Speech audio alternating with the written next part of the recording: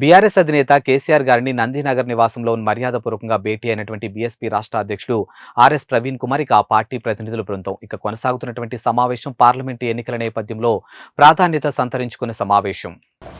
అంటే సీట్ల మీద ఏం క్లారిటీ లేదా సార్? వాళ్ళు పోటీ చేస్తారు రేపు అనుకుంటాం కదా. ఈరోజు స్థూలంగా ఇది అయిపోయింది. బేసికలీ ఇన్ ప్రిన్సిపల్ ఇది అయింది. తప్పకుండా కొన్ని సీట్లు వాళ్ళు పోటీ చేయాల్సిందే, కొన్ని సీట్లు మేము పోటీ చేయాల్సిందే. సార్ అలయన్స్ అనుకున్న తర్వాత గౌరవప్రదంగానే ఉంటుంది కదా. సో వీళ్ళు తెలియదు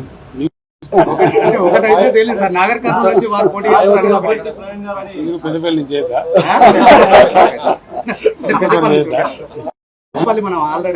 వరంగల్ స్టేట్ ప్రెసిడెంట్ వరంగల్ నుంచి చేద్దా ఎక్కడేం చేయొచ్చు. దానికే ఉంటుంది. జనరల్ సీట్లు కూడా చేయొచ్చు. జనరల్ సీట్లు కూడా చేయొచ్చు.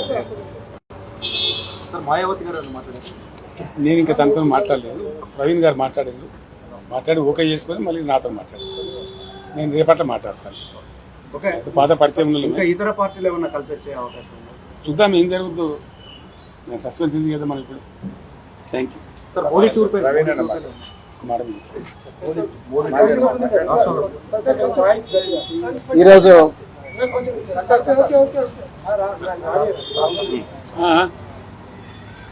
ఈరోజు తెలంగాణ మాజీ ముఖ్యమంత్రి శ్రీ పెద్దలు గౌరవనీయులు శ్రీ కేసీఆర్ గారిని కలిసినందుకు చాలా ఆనందంగా ఉంది.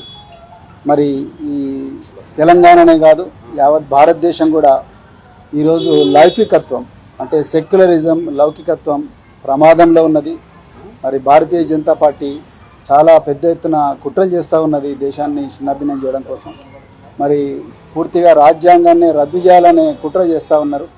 సో ఆ పరిస్థితుల్లో మరి సెక్యులర్ పార్టీ అయినా మరి సెక్యులర్ భావాలు కలిగి సెక్యులరిజాన్ని నిరంతరం కాపాడిన మరి భారతీయ రాష్ట్ర సమితి వారు మరి నేను బైంజీ మాయావతి గారి ఆశీస్సులతోని మరి వారిని కూడా కలవడం జరిగింది. సో ఈ తెలంగాణలో ఈ రాజ్యాంగానికి ప్రమాదం ఏదైతుందో, లౌకికత్వానికి ఏదైతే ప్రమాదం ఉందో, ఈ బీజేపీ నుంచి తర్వాత మరి ఈ మధ్యనే కాంగ్రెస్ కూడా మరి బీజేపీ లాగానే మారుతూ ఉన్నది. ఈ రెండు పార్టీల నుంచి ముప్పు నుండి మరి తెలంగాణను కాపాడడం కోసం మరి మేము అంటే బహుజన్ సమాజ్ పార్టీ మరి భారతీయ రాష్ట్ర సమితితో కలిపి మరి పార్లమెంట్ ఎలక్షన్లలో కలిసి పనిచేయాలని ఇప్పుడే మరి పెద్దలు గౌరవనీయులు కేసీఆర్ గారి దగ్గర మరి మాట్లాడడం జరిగింది.